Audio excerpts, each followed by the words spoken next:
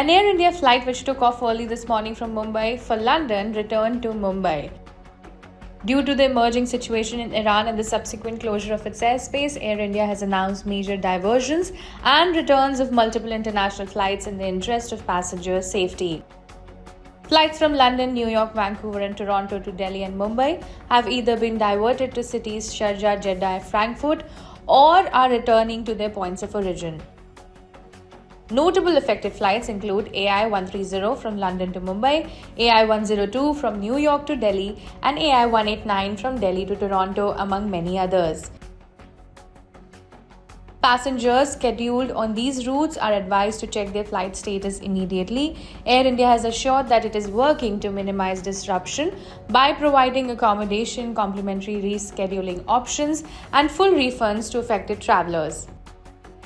The airline is also arranging alternate travel plans to help passengers reach their destinations safely. And for the latest updates, passengers are urged to visit the official Air India website or contact customer support directly.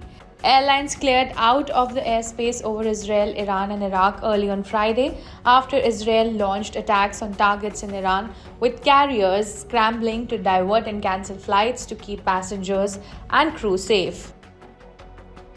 Israel on Friday said it targeted Iran's nuclear facilities, ballistic missile factories, and military commanders at the start of what it warned would be a prolonged operation to prevent Tehran from building an atomic weapon.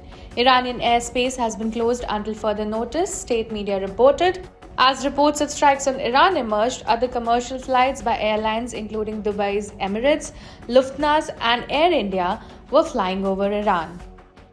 Moments ago, Israel launched Operation Rising Lion, a targeted military operation to roll back the Iranian threat to Israel's very survival. This operation will continue for as many days as it takes to remove this threat. For decades, the tyrants of Tehran have brazenly, openly called for Israel's destruction. They've backed up their genocidal rhetoric with a program to develop nuclear weapons. In recent years, Iran has produced enough highly enriched uranium for 9 atom bombs. 9. In recent months, Iran has taken steps that it has never taken before, steps to weaponize this enriched uranium. And if not stopped, Iran could produce a nuclear weapon in a very short time. It could be a year, it could be within a few months, less than a year.